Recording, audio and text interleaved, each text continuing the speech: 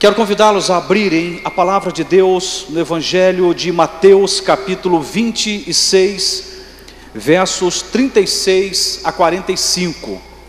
Nós estaremos lendo esse trecho da palavra que narra um tempo muito especial, difícil, angustiante, mas muito especial no ministério de Cristo.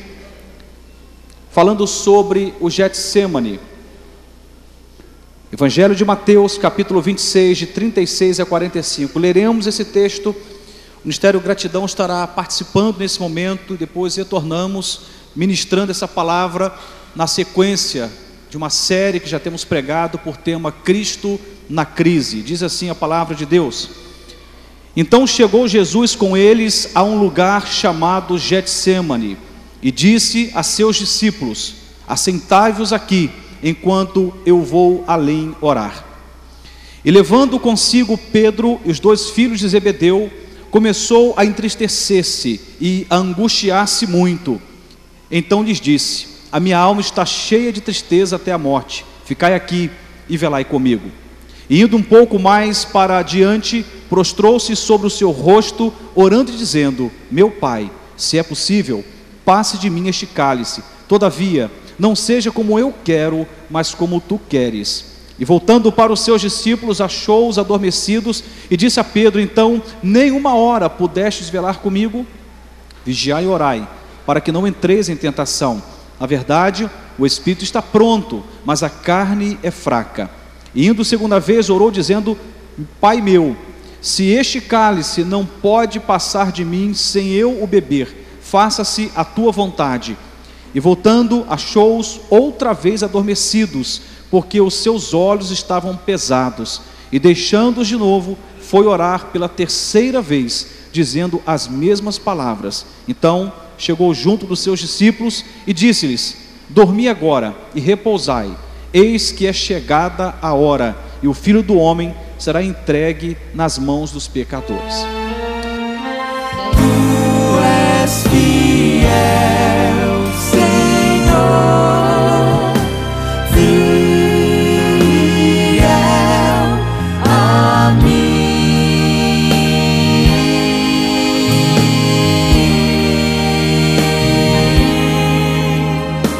Tu és fiel, Senhor, meu Pai celeste,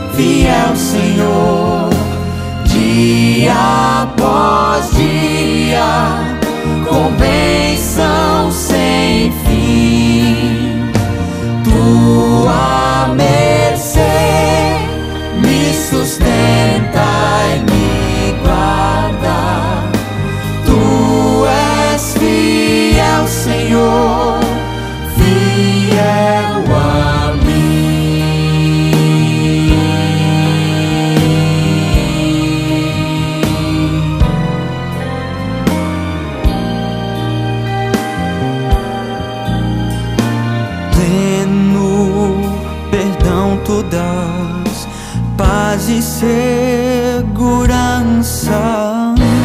Cada momento me guias, Senhor. E no porvir, Oh, que doce esperança, desfrutarei do teu rico favor. Tu és fiel, Senhor. Tu és fiel, Senhor. Dia após dia, com bênção sem fim. Tua mercê me sustenta e me guarda. Tu és fiel, Senhor, fiel a mim.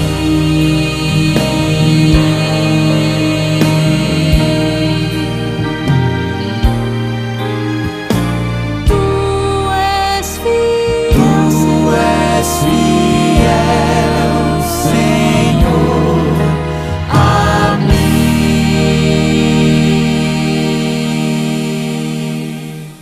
Dá vontade da gente armar uma tenda, ficar por aqui e dizer: canta gratidão, canta gratidão. Vamos ficar por aqui. Que bênção. A palavra que nós acabamos de ler traz uma narrativa muito pesada. Talvez seja este o texto que revele o maior tempo de dor que as Escrituras registram sobre o ministério de Jesus. Você vai encontrar Jesus lidando com as mais diversas adversidades. Mas nenhum momento como este revela tanta dor. Eu diria que esse momento, pelo menos na narrativa, transparece mais dor e angústia do que a própria cruz. E esse texto então fala de um tempo de crise na vida do próprio Cristo. Pastor, isso é uma blasfêmia. Como que Cristo enfrenta a crise? Quero lembrar a vocês de que, sendo 100% Deus, também se fez 100% homem. E em tudo foi provado. E aqui estamos uma narrativa que mostra Cristo diante da cruz. Ele sabia que seria crucificado, que seria morto, para cumprir a palavra do Pai. Mas ele, mais do que saber da morte, da experiência da morte física, ele também está entrando no universo que ele jamais imaginou entrar.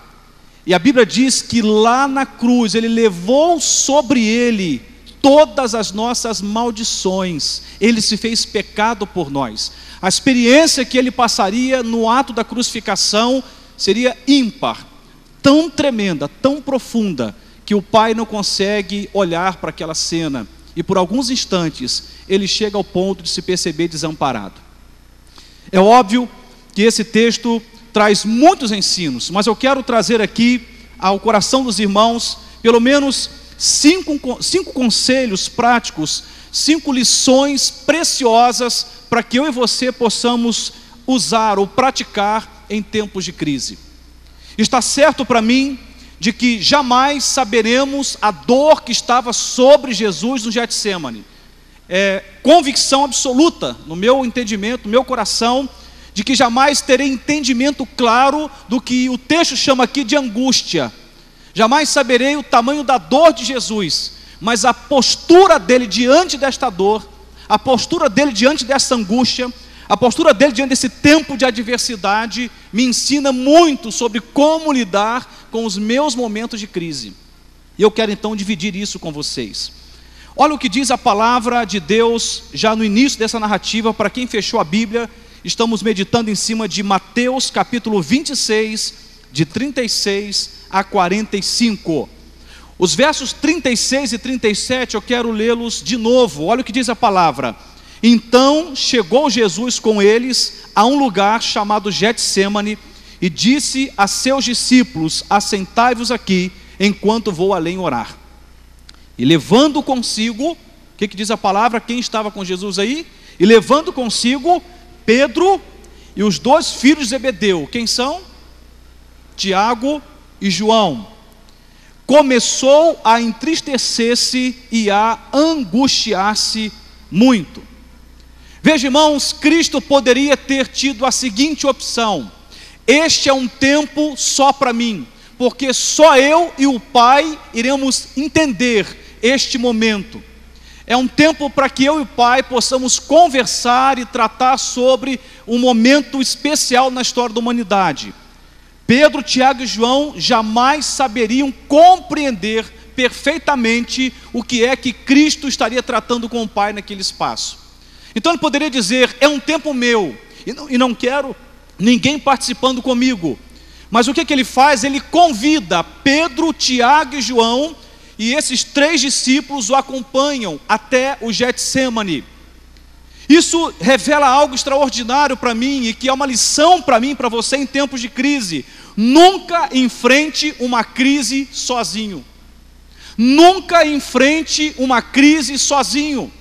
Ele era Deus que se fez carne, tinha todo o poder, e ele poderia ir para o Getsêmani e encarar a dor, a angústia, a aflição, o desespero sozinho. Ele tinha poder para vencer aquele tempo de dificuldade, mas ele deliberadamente escolheu convidar dos 12 discípulos, 3 desses 12 discípulos para participar desse tempo de dificuldade. Veja, irmãos, ali não estava Pedro, Tiago e João como uma plateia ou como testemunhas para ver o que se passava com Cristo enquanto ele falava com o Pai.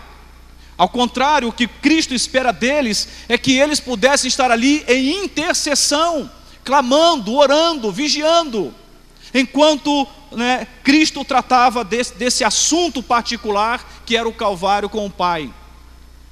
Eu vejo que muitas pessoas têm enfrentado a crise, talvez pela dificuldade de declarar fraqueza, de assumir fraqueza, de expressar fraqueza, de admitir que não deu conta, e querer manter ou fazer a manutenção de que tudo vai bem, acabam entrando na crise, e muitos permanecem na crise por tempo demasiado, porque escolheu enfrentar a crise sozinho.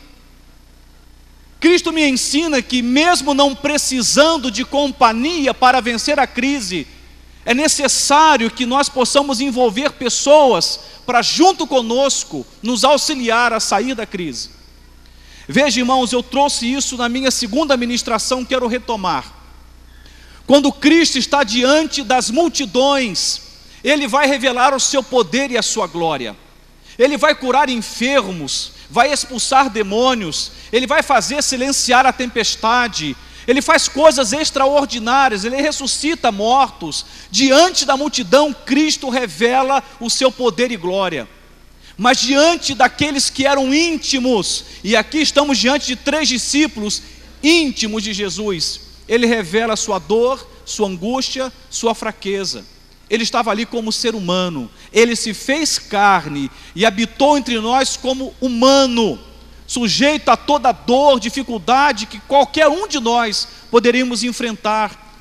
Então eu creio que esta é uma saída inteligente, quando nós, entendendo o que se passa com Jesus e olhando para a estratégia que Ele se utiliza para lidar com a crise, fazer disso uma direção para nós. Pastor, mas é tão difícil compartilhar a crise com alguém de confiança. Verdade. Tanto é que Ele não levou uma multidão para o Getsêmani, Ele levou 3. É reduzido o número de pessoas que podem te compreender, é pequeno o número de pessoas que pode entrar na sua intimidade, que pode entrar na intimidade do seu casamento, da sua família, das suas finanças. Não são muitos os que têm condição para isso, condição espiritual, emocional, mas eu creio piamente de que sempre haverá alguém com quem podemos compartilhar a nossa luta, a nossa dor, a nossa crise, e encontrar ali um jeito mais rápido de sair da crise. Se você olhar a narrativa, esse aqui é um desfecho, um pouco antes, aliás, no contexto geral, vamos ver isso acontecendo em vários momentos, mas um dos momentos que eu quero ressaltar é quando Jesus está na Via Crucis e aparece um homem chamado Simão, o Cirineu. E por algum tempo ele carrega a cruz que era de Cristo. Simão Cirineu não foi para o Calvário, não foi crucificado no lugar de Jesus. A cruz era de Cristo, mas por algum tempo ele a carregou. Significa, irmãos, de que Deus vai sempre colocar homens e mulheres idôneos, capazes, no nosso caminho, a fim de carregar conosco a nossa cruz, quando não formos capazes de levá-la sozinho. Estão compreendendo? Não é inteligente você se enclausurar no seu mundo e dar uma de bem resolvido, passar uma imagem que vai tudo bem, enfrentando uma crise sozinho. Pastor, um dia desse você falou sobre a bênção da solitude. É verdade. Há momentos em que Deus vai nos colocar, diante de uma situação em que ninguém vai estar por perto. Foi assim com Davi na caverna de Adulão, foi assim com Elias também na caverna, foi assim com Moisés num dado momento. Veja, estamos falando de uma exceção à regra, quando na pedagogia de Deus, tentando nos ensinar, vez e outra, Ele tira todo mundo do nosso caminho, nos põe diante dEle, a fim de que possamos aprender com Ele. Mas via de regra, Ele nos convida a chamar pessoas para perto de nós, quando estamos vivendo um tempo de crise. É preciso repartir, e a pessoa mais habilitada para você utilizar no momento de crise é a sua esposa, é o seu marido, de repente um filho, uma filha, um pai, uma mãe, ou seja, numa primeira instância a sua família. Na impossibilidade, talvez a crise esteja relacionada à sua casa, então encontre alguém que tenha fé, que tenha temor a Deus, que tenha integridade, mas reparta isso. Nunca enfrente uma crise sozinho. É uma insanidade, é loucura. Você vai gastar tempo demais, vai se perder, vai ter prejuízos, perdas maiores por tentar sair desta sozinho. Em vários momentos, irmãos, a Bíblia nos ensina que é melhor o trabalho de dois do que de um. Temos maior ganho quando duas pessoas se empenham, duas ou mais se empenham para resolver uma situação, do que uma sozinha. Nós precisamos chamar pessoas para perto. Pastor, como eu tenho dificuldade de fazer isto? Como é difícil para mim relatar uma fraqueza pessoal. Quem já passou por isso sabe, é libertador quando você consegue alguém para compartilhar a sua luta. É libertador. Talvez o outro não diga absolutamente nada, e talvez o outro não consiga fazer absolutamente nada, mas simplesmente estar ali e pronto para te ouvir, sem te recriminar, sem apontar o dedo na sua cara, sem ridicularizar você, já é o bastante para gerar cura. Como precisamos de gente para nos ouvir. Para com esta de ficar sozinho na sua peleja. É tolice. Talvez você não quer passar a imagem de um homem fracassado, de um homem ou de uma mulher mal resolvida. Entenda uma coisa, todos nós somos limitados. A diferença é que uns confessam fraquezas e outros não, mas todos nós somos pecadores. A Bíblia diz isto. Todos somos frágeis, débeis e carecemos da glória de Deus, da graça de Deus e uns dos outros. Se você olhar um pouco adiante, a Bíblia vai dizer: então lhes disse, a minha alma está cheia de tristeza até a morte, ficai aqui e velai comigo. Veja, irmãos, não houve interrogatório aqui em que Pedro, Tiago e João começaram a indagar de Cristo, dizendo: o que é que o Senhor quer conosco? Por que é que o Senhor nos trouxe aqui? Conta para a gente o que é que está se dando, que reunião particular é esta? Não houve interrogatório. Cristo espontaneamente, livremente, se dirige aos discípulos e diz: a minha alma está cheia de tristeza até a morte. Está aqui a segunda lição para quem quer sair da crise, enfrentá-la e sair da crise. A primeira é nunca enfrentar uma crise sozinho. Segundo, aprenda a rasgar o seu coração. Aprenda a rasgar o seu coração. Irmãos, o texto fala aqui de um Cristo que relata uma coisa que não seria fácil para qualquer pessoa ouvir. Imagine um Cristo repreendendo a tempestade, o vento e o mar. Um Cristo olhando para um endemoniado e expulsando aquela legião de demônios. Um Cristo curando vários enfermos. Um Cristo ressuscitando a filha da viúva de Naim. Um Cristo todo poderoso, abrindo a sua boca dizendo: a minha alma está cheia de tristeza até a morte. Não parece uma contradição absurda? Às vezes nós falamos demais, e naquilo que falamos demais, apresentamos uma imagem, uma ideia que é forjada a partir do que falamos sobre nós, de que estamos acima do bem e do mal, de que estamos acima dos erros e das fraquezas, das lutas ou dificuldades. Mas o Cristo que estava sobre todas as coisas, e que sobre todas as coisas tinha poder, num dado momento, ele diz: a minha alma está cheia de tristeza até a morte. Que coragem! Que coragem extraordinária habita o coração do meu Cristo ao relatar para homens, Pedro, Tiago e João, a sua fraqueza. Ele rasga o coração aqui. Ele não falseia nada, ele não faz de conta, ele não passa uma imagem de. Pelo contrário, ele diz exatamente o que se dava. Portanto, ele aprendeu a rasgar o coração. Talvez seja esta uma necessidade nossa. O problema é que as pessoas estão até fazendo isto, mas estão fazendo num fórum diferente, estranho. Não é incomum vocês olharem registro de pessoas rasgando o coração no Facebook. Já viu? Ela vomita tudo que deve e que não deve para quem quiser curtir, cutucar ou compartilhar. Elas rasgam o coração numa via pública, confessam suas mazelas, seus pecados, sua intenção de matar o outro, suas neuras, elas confessam. Postam no Twitter, postam fotos contraditórias, bem arrumadas e falando de tristeza e confessando suas mazelas. É o pior caminho para você rasgar o coração, são as redes sociais. É a pior bobagem. Talvez esteja denunciando que te falta amigos, que falta gente, de peso e de verdade, carne e osso, perto de você, porque na ausência de pessoas te cercando, você é tentado a dizer para alguém, sabe lá Deus quem vai entender essa mensagem que você está compartilhando através das redes sociais. Você tem percebido isto?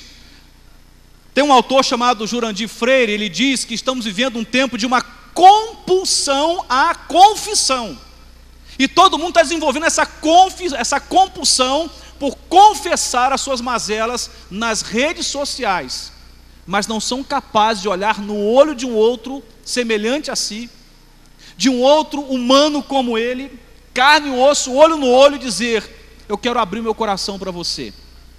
Estamos nos tornando pessoas inábeis para confessar as culpas uns aos outros, mas a Bíblia diz que esta é uma coisa que nos liberta. A Bíblia recomenda a orarmos uns pelos outros, a confessar as culpas uns aos outros. E aí, se você for olhar a expressão uns aos outros, são dezenas e dezenas de vezes que só o apóstolo Paulo menciona sobre essa necessidade do compartilhar. Então não adianta você postar um texto rico de detalhes sobre a sua privacidade no Facebook, mas não ser capaz de olhar no olho de uma outra pessoa que ama a Deus e que quer o seu bem, confessar aquilo e receber o cuidado, a orientação, o amparo, a oração, o afago, a cobertura. Isso faz diferença. É preciso aprender a rasgar o coração. Para quem fazer isto? Em que lugar fazer isto? E como fazer isto? Eu diria, a quem? A alguém que seja idôneo e que ama a Deus e que te ama. Em que lugar? Numa relação privada. Não tinha uma multidão ouvindo Cristo dizer que a sua alma estava triste até a morte. Tinha Pedro, Tiago e João. Não é em qualquer lugar que eu tenho que rasgar o meu coração, mas eu preciso fazê-lo porque isso me liberta do peso. E eu preciso encontrar esse caminho rápido, porque isso vai se transformando numa batalha em minha mente, vira um fantasma dentro de mim, quando eu aprisiono minha dor e não sou capaz de rasgar esse coração e relatar essa dor.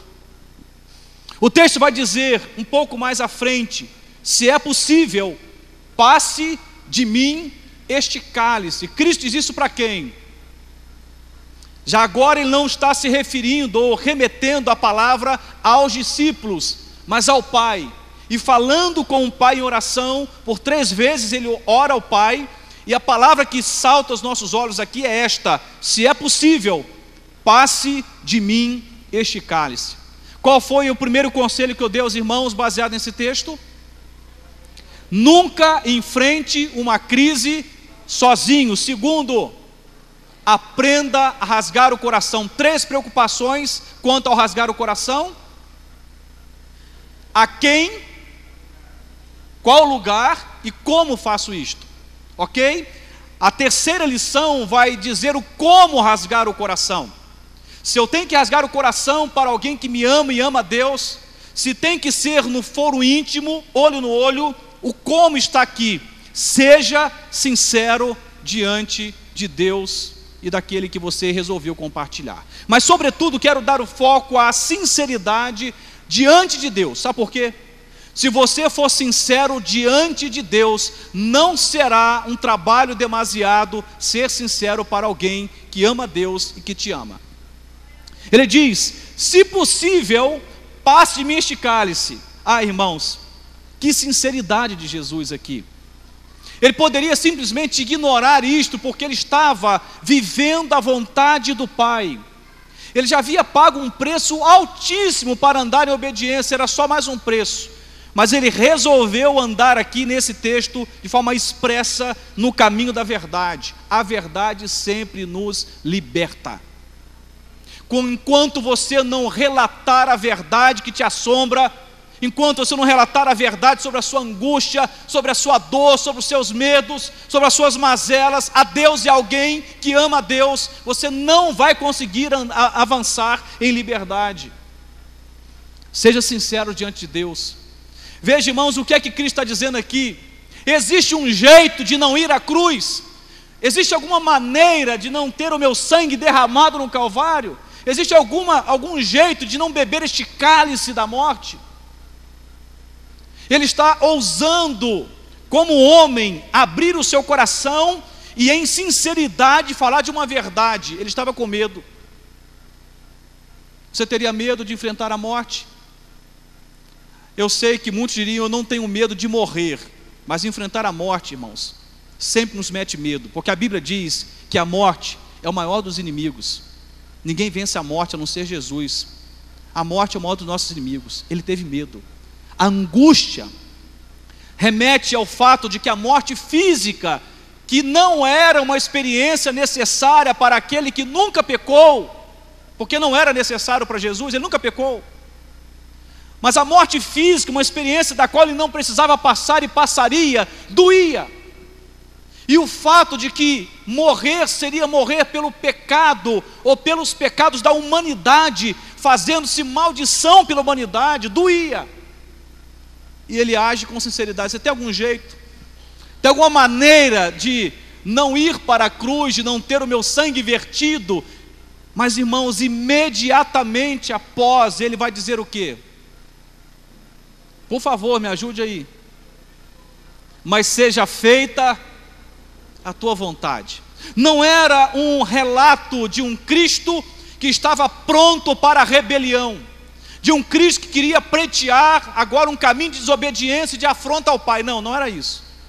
Mas ele se permite a um tempo de dor, de dúvida, não, de angústia, de fraqueza. Ele se permite relatar o que se passava na sua mente.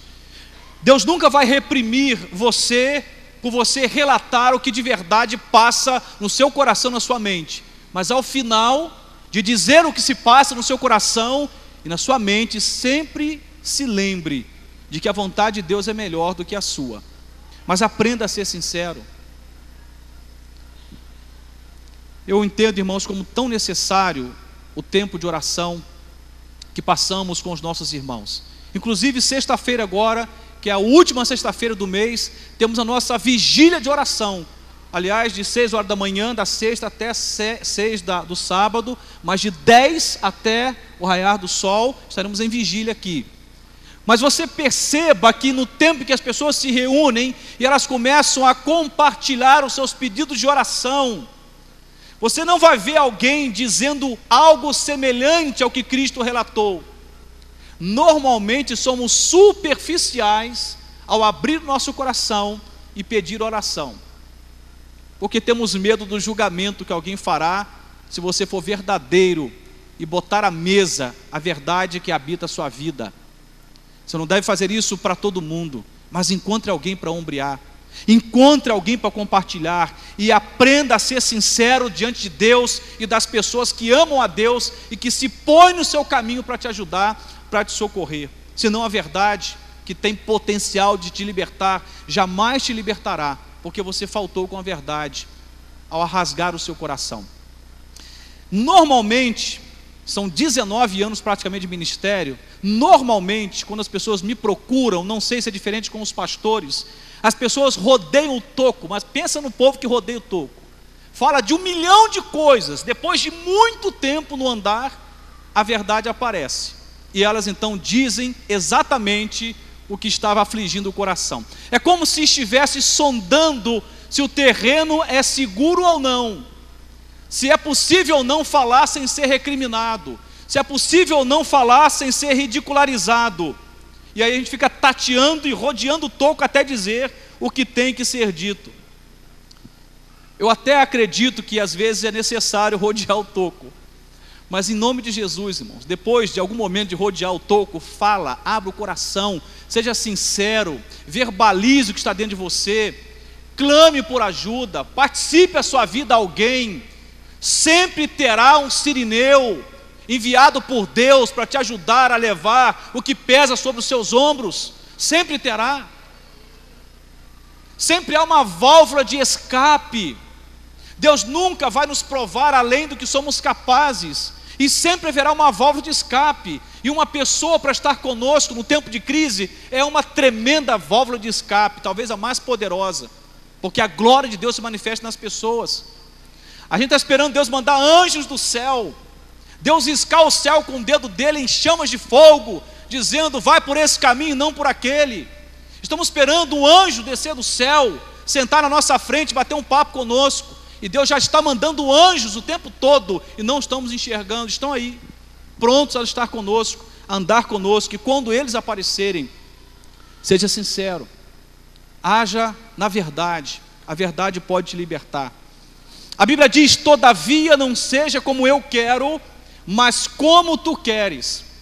Se por um lado é necessário aprender a rasgar o coração, e ao rasgar o coração é preciso ser sincero diante de Deus, também há um conselho extraordinário, talvez o mais importante dos 5 que eu vou te dar. Esteja aberto para a soberana vontade de Deus. Esteja aberto para a soberana vontade de Deus. Só quero lembrar a você que, segundo as Escrituras Sagradas, a vontade de Deus está carregada de mistérios. Meu pai gosta dessa palavra. De vez em quando, né, a gente não está entendendo alguma coisa, ele olha com aquele olhar pentecostal e diz, mistério. Eu falo assim, glória a Deus, né? E é isso mesmo, a vida em Deus, a vida em Cristo, a vida na fé está carregada de mistérios. Irmãos, se alguém conseguir explicar a fé deixou de ser fé. Se Deus couber na sua cabeça e na sua lógica humana, Ele não é Deus, duvide desse Deus. Ele extrapola qualquer explicação, e os planos dele nem sempre são compreensíveis, nem sempre são capazes de discernir, de nós discernirmos. Como a estratégia dada a Josué, que coisa mais insana é aquela? Como a estratégia dada a Naamã, que loucura é aquela? Mas a vontade de Deus está carregada de mistérios. Se está carregada de mistérios, toma cuidado para não se fechar diante do novo, do estranho, do inusitado, porque quando Deus se manifesta à nossa vista, aquilo que Ele põe para nós parece novo, estranho, inusitado. Esteja aberto para aquilo que Deus tem para a sua vida. Esteja aberto para esta soberana vontade de Deus. Você deve até considerar a sua vontade, mas nunca perca de vista a vontade de Deus.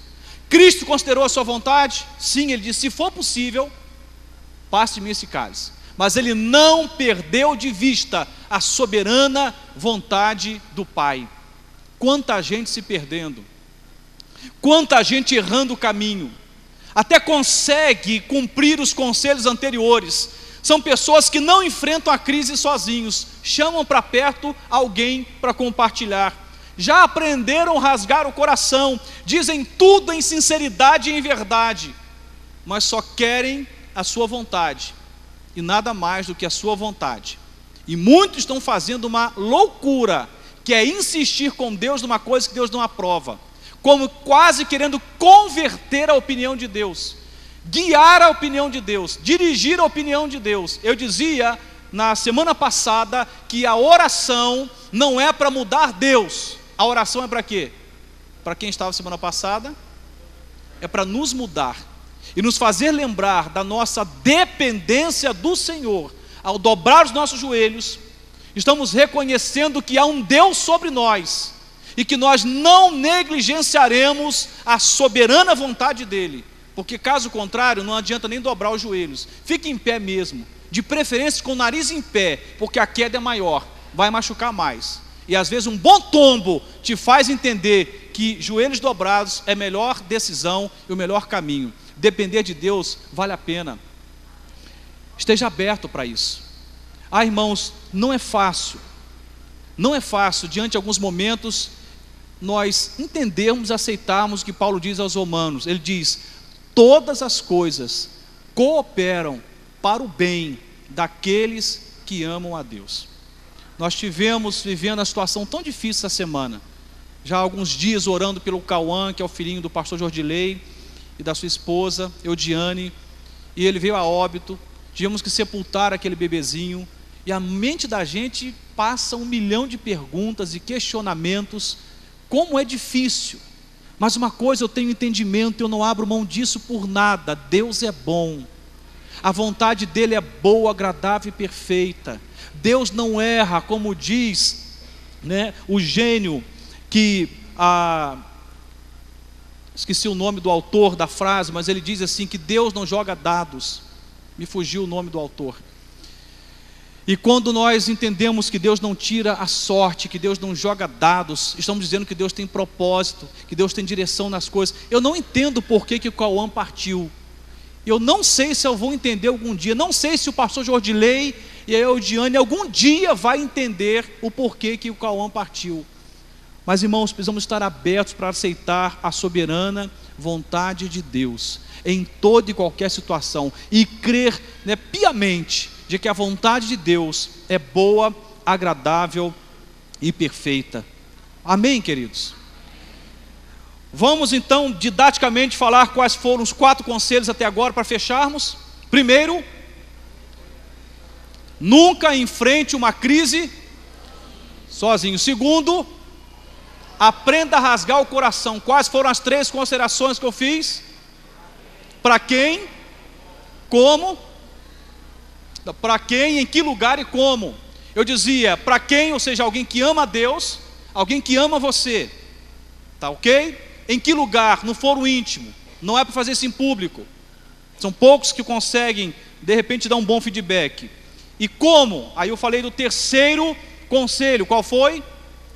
Seja sincero diante de Deus. E o 4º conselho: esteja aberto para a soberana vontade de Deus. Quero então compartilhar o 5º conselho em tempos de crise: honre a Deus e Deus te honrará.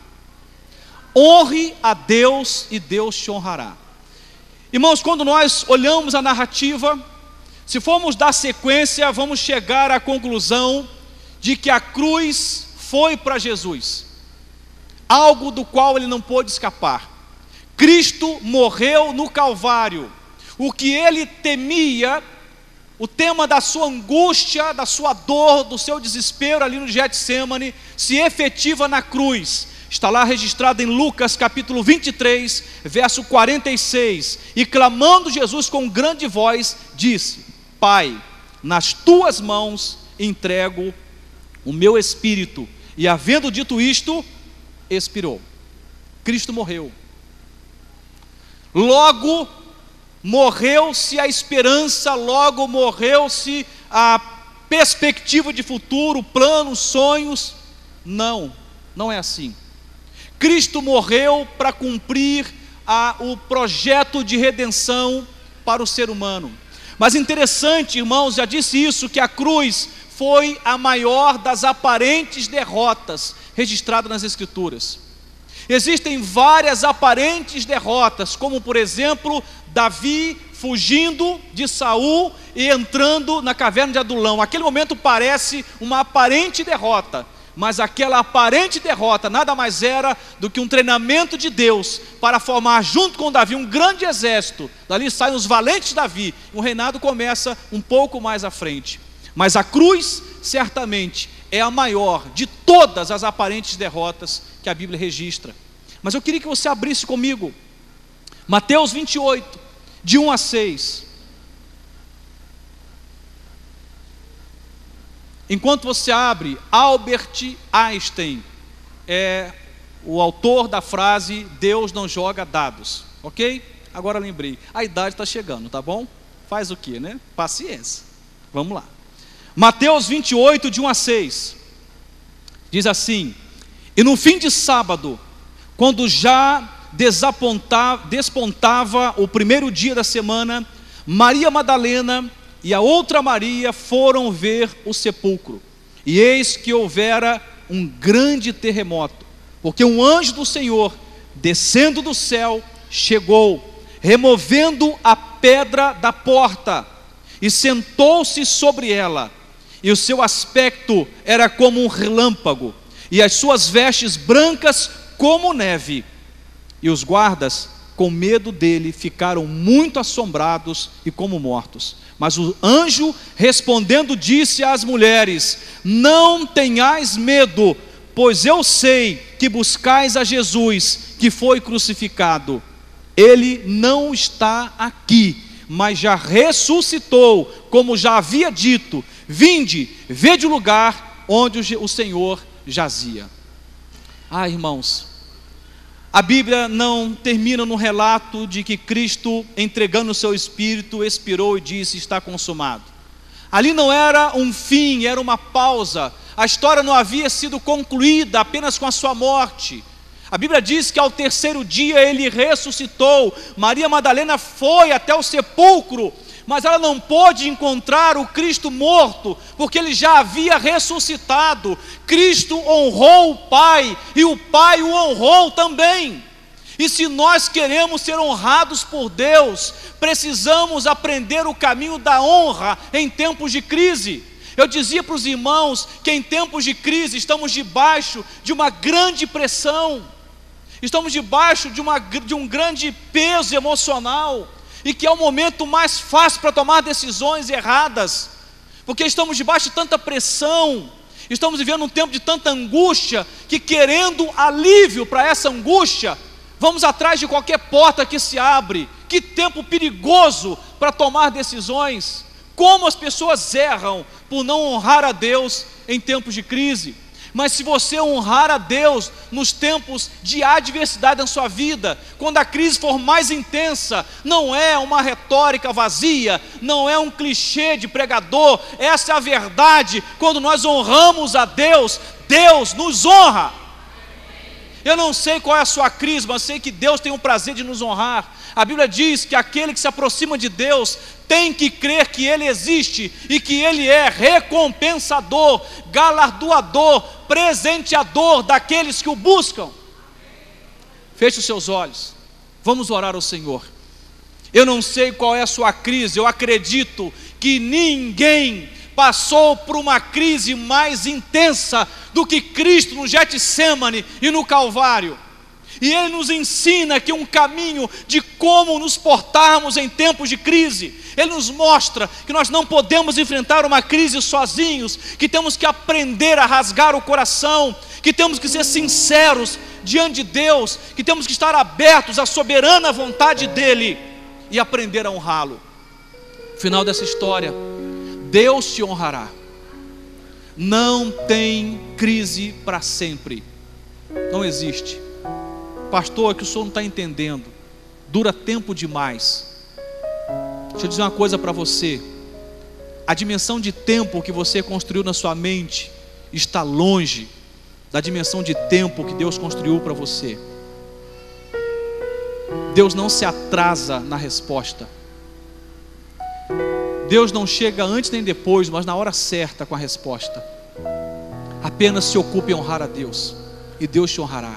Feche os seus olhos, vamos falar com o Senhor nesse instante.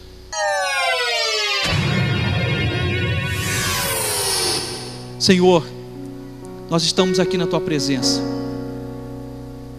Ah, Senhor, como é bom saber que nós não estamos sozinhos na crise.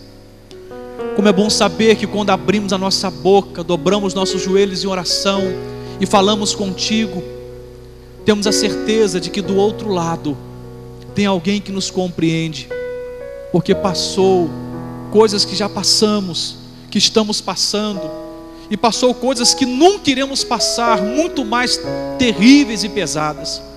Como é bom ser compreendido pelo Senhor.